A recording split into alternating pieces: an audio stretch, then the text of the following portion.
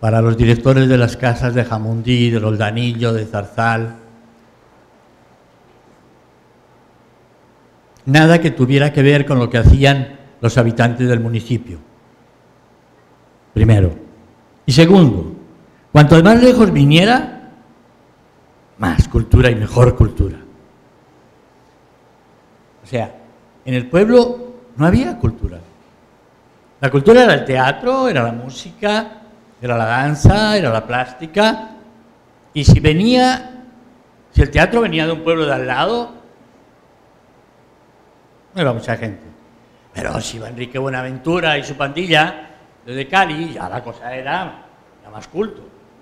Y no te digo si era un grupo de Bogotá. Primer elemento, nada de lo que hacían en el municipio era cultura. Cultura era lo que se llevaba. Y lo que se llevaba era lo que se podía llevar con el lagarteo a los políticos para que dieran plata desde Bogotá. Es decir, la cultura no tenía nada que ver con la cultura de la gente, lo que entendían los directores de la Casa de la Cultura. Y, además, no había ningún compromiso con esto por parte de la población. Entonces se dependía totalmente del paternalismo, de lo que el Estado regaba de manera paternalista por los municipios.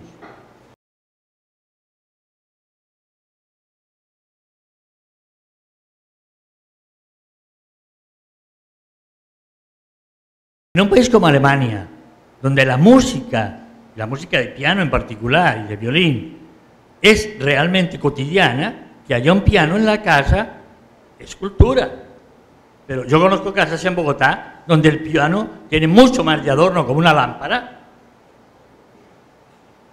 Nadie toca el piano, pero es un objeto noble y culto. Y no les quiero contar otras cosas de mis pequeñas investigaciones. Bueno, entre ese tiempo y esa visión, y hoy han pasado para mí dos cosas muy importantes en este país. La primera fue la Constitución del 91, que no fue muy lejos, pero entró, y nos dijo que este país era pluriétnico y multicultural. Esto fue un paso adelante muy fuerte. Porque esto significa, frente a lo que había cuando yo llegué a Colombia, al año 63, o eras colombiano o eras anticolombiano, punto. Y el colombiano se definía por no ser venezolanos, que son unos nuevos ricos ignorantes, o por no ser casi retrasados mentales, que son los ecuatorianos. Esta era la imagen, ¿sí? Bueno, hoy día no solo quien no es colombiano es anticolombiano, sino que la Constitución nos ha dicho hay muy diversas maneras de ser colombiano. Esto es muy importante. O sea, la manera como son colombianos los costeños del Caribe no es como son colombianos los costeños del Pacífico. Y hoy día me consta, por investigaciones de mis alumnos en Bogotá, que si hay una comunidad que esté tratando de buscar visibilidad en el país, son los negros del Pacífico. Y ustedes no pueden ir a las peluquerías y a los restaurantes sin encontrarse con su música, con sus gustos. Les dan toda una lección de una cultura que jamás fue vista en el país. Porque si mucho, hubo un par de antropólogos que estudiaron unos alabaos, porque los negros del Pacífico hacen la fiesta no en la Navidad, sino en Reyes. Ellos decidieron que la fiesta eran los Reyes Magos. Era lo que era más distinto a lo que ellos conocían. Bien, hay diversas maneras de ser colombiano.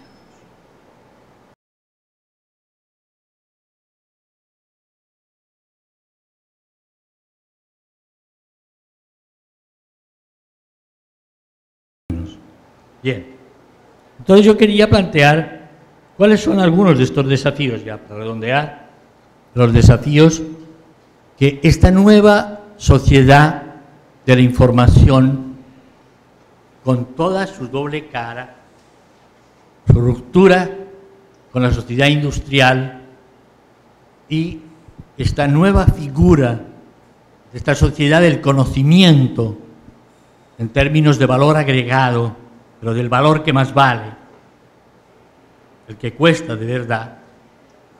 Por ejemplo, los chips. Un chip es mica, pero que se están haciendo los chips todavía, ya van a hacerlo de otras cosas. Con lo cual, todavía va a caber muchísimo más en menos materia. Pero los chips son mica. Por tanto, el valor de la materia prima es casi cero. El 99% del valor de un chip es inteligencia, es conocimiento. ¿Sí? Quiero plantear algunos desafíos. Estoy pensando, primero, lo que significa este movimiento de los saberes, cuando el saber ya no está asociado a lo que enseña una institución o una persona, que es lo que teníamos. El saber siempre fue poder. Los faraones tenían al lado el palacio de los sacerdotes, que eran los sabios,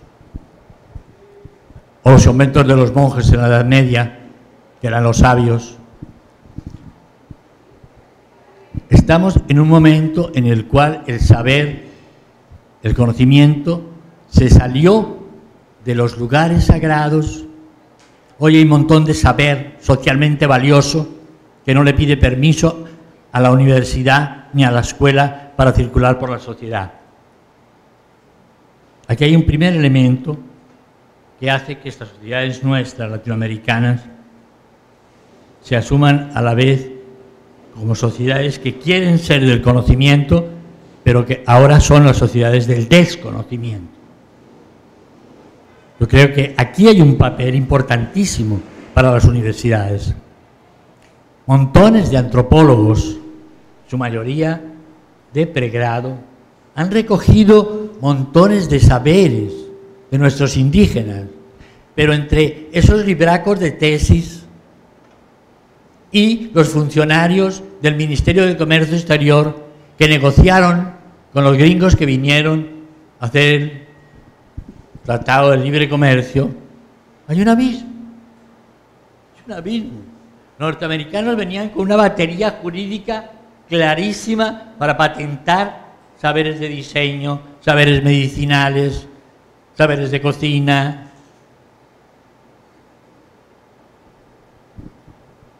En este país hicimos 3 o 4 debates sobre saberes y, repito, la no preparación de los que iban a hacer la negociación fue brutal. Fue brutal.